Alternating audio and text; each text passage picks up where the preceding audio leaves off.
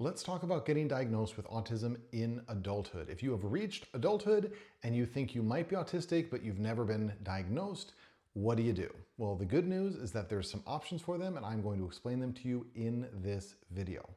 We're going to talk about the pros and cons of the different pathways that you can take, and by the end of the video, you should hopefully have a sense for what the best option for you is in pursuing some more information about yourself and whether autism is part of your story.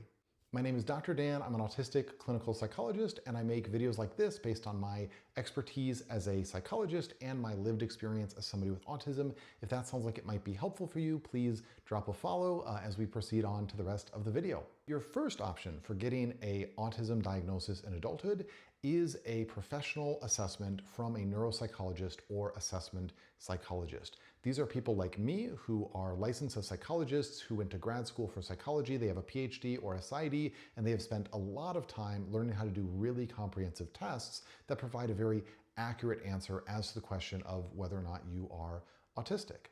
It can be really beneficial to have a very comprehensive test done by an expert because autism can be challenging to diagnose.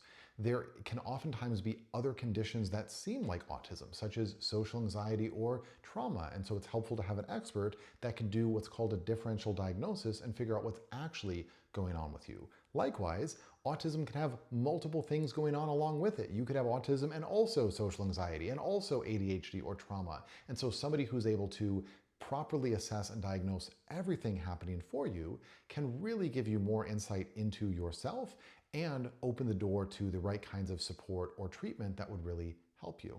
The main downside with a professional assessment is that it's expensive and insurance doesn't always cover it. And so if it's not really in the budget for you, you can also look for grad schools that train future psychologists that will often do assessments for cheap because the students are training, but the assessments are still really good quality. So that's kind of your second option, is to get an assessment from a student psychologist. Your third option is to go the path of self-diagnosis or to just have a conversation with your therapist. This is going to be less accurate, and so if you come to the conclusion that you are autistic through this process, you should hold it kind of loosely and think, well, I might be autistic. However, just because you might be autistic doesn't mean that you can't use that information to benefit your life. If looking at your life through the lens of autism helps you understand yourself better, helps you meet your needs better, well then you might as well do that. And it doesn't matter if you don't know 100% if that is the truth, because the important thing is that you live your life the best way possible.